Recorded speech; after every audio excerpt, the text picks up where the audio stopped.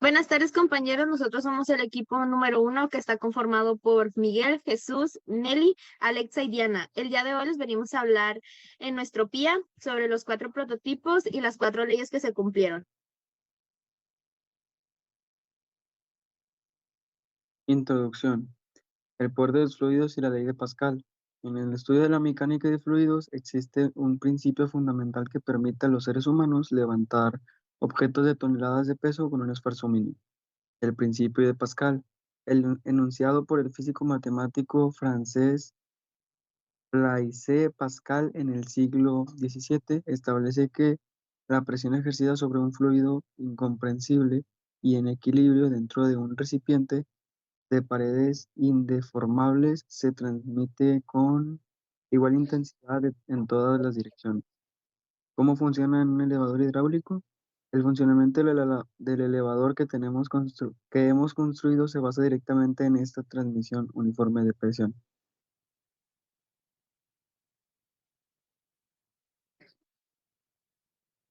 La lista de materiales.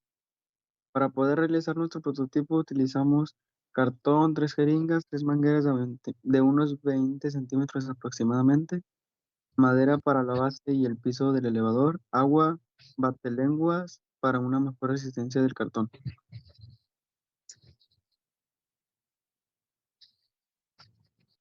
Voy a hablar de la transmisión del calor, reconocer, clasificar y diferenciar los mecanismos de la transmisión de calor y dar ejemplos de cada uno de ellos. La ley de la termodinámica. Describe y analiza la primera y la segunda ley de la termodinámica y usa sus implicaciones en situaciones cotidianas. ¿Cómo funciona un motor Stirling? Al poner el calor de la llama, se transfiere al metal del dispositivo. Ese calor provoca cambios de temperatura que hacen que el motor se mueva.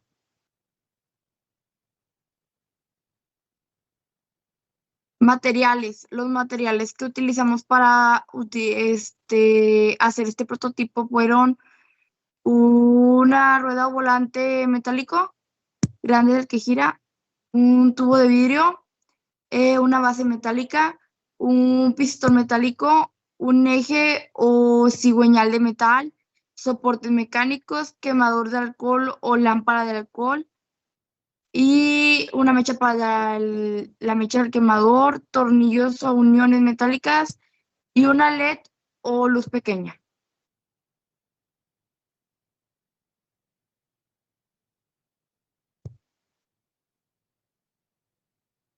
En el manual de uso y manejo del prototipo, la descripción del prototipo, el motor Stirling es un dispositivo que funciona para generar, utilizando el calor que genera el movimiento. Cuando una parte del motor se calienta, el aire dentro del sistema se expande y se contrae, lo que hace que el pistón se mueva y provoque el giro del volante. La preparación, colocar el prototipo sobre una superficie plana y estable, revisar que todas las piezas estén firmes, colocar el quemador o vela debajo de la base del motor para recibir el calor encendido, colocar alcohol en el quemador si es necesario, encender la mecha con cuidado usando un cerillo o encendedor. Y en el funcionamiento, y esperar unos segundos a que se caliente la pieza metálica. Y en el funcionamiento es dar un pequeño impulso al volante con la mano. Esto para hacer que la rueda gire y así pueda proceder a hacer el movimiento.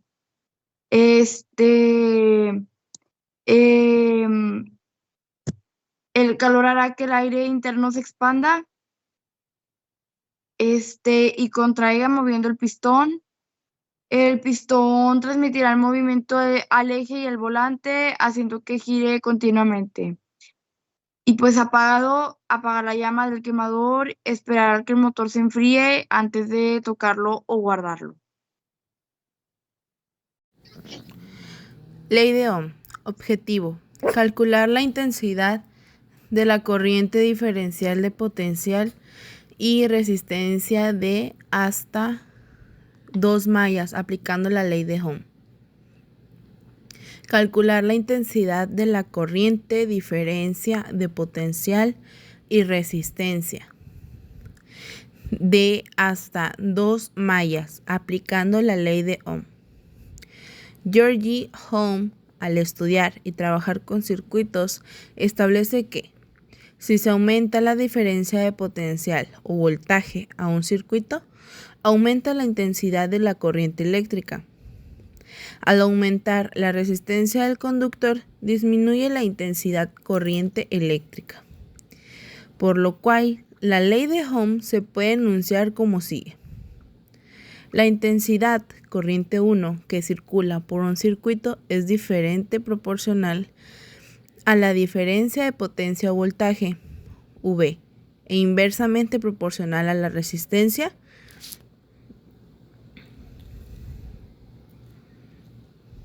Materiales: protobar, placa donde está montado el circuito. Potenciómetro rotatorio, componente con perilla metálica que regula la resistencia. LED, foco pequeño rojo que enciende. Resistencia conectada en serie con la LED para limitar corriente. Cables jumper, cable rojo y naranja para conexiones. Fuente de alimentación, pila. Componente eléctrico que permite aplicar la resistencia en un circuito. Al girarlo controlas la cantidad de corriente que pasa, por ejemplo, para variar el brillo de un LED. Las partes del potenciómetro son 3 terminales o 3 patitas. La terminal izquierda es la entrada de corriente, la terminal derecha es la salida de corriente. El terminal central o cursor ajusta la resistencia al girar la perilla. Cómo está conectado nuestro circuito es una batería de 9 voltios, un LED, una resistencia, el potenciómetro, la protobar y los cables. El potenciómetro está funcionando como controlador de intensidad del LED. Las instrucciones de su uso son conectar la batería correctamente al protobar, asegurarse de que todos los cables estén bien colocados, el LED debe encender al tener energía. Girar la perilla del potenciómetro. En un sentido, el LED aumentará su brillo y en el otro sentido, el LED disminuirá su brillo o lo apagará. Las recomendaciones importantes son no esforzar la perilla para girar hasta su límite, siempre usar una resistencia con el LED para evitar que se queme. Verificar la polaridad del LED. Patita larga es la positiva y la patita corta es la negativa. Y desconectar la batería cuando no se esté usando. Los posibles problemas y soluciones: si el LED no enciende, revisa las conexiones, hay que verificar la batería y comprobar la corriente del LED.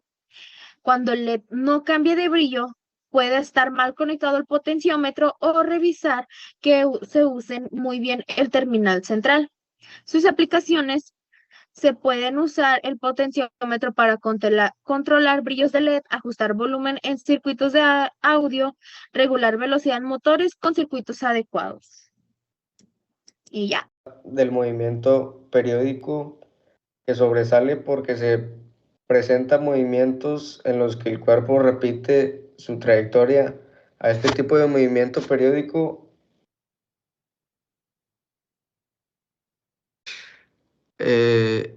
en donde el cuerpo repite la trayectoria, se le conoce como movimiento oscilatorio, y en la realidad generalmente es un movimiento amortiguado, ya que la fuerza de fricción afecta en cada oscilación de tal forma que cada vez la amplitud disminuye un poco. Por eso, el análisis que haremos se enfoca en una pequeña cantidad de oscilaciones, así como pequeños desplazamientos del péndulo simple o del cuerpo resorte. Palitos de madera, silicón, hilo y tuercas. Movimiento armónico simple o péndulo de ondas. El nombre de nuestro prototipo fue péndulo de ondas para demostrar el movimiento armónico simple. Nuestro objetivo fue demostrar el comportamiento del movimiento armónico simple mediante la oscilación de varios péndulos con diferentes longitudes, observando la formación de ondas y patrones de movimiento.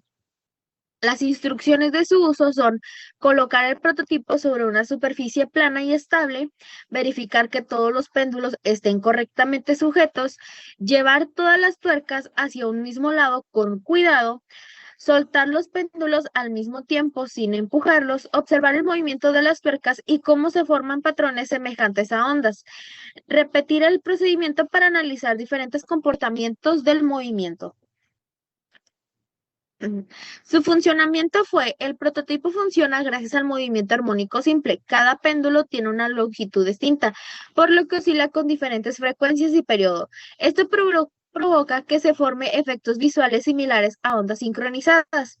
Las recomendaciones son no jalar bruscamente los hilos, evitar golpear las tuercas, utilizar el prototipo en superficies firmes, mantener lejos del agua o fuego. Los cuidados y mantenimiento son revisar periódicamente que los hilos no estén rotos, limpiar el prototipo con un paño seco, guardar en un lugar seguro para evitar deformaciones o daños. La conclusión es: en este prototipo permite comprender de manera visual y práctica el movimiento armónico simple, las oscilaciones, la formación de ondas, facilitando el aprendizaje de conceptos básicos de la física.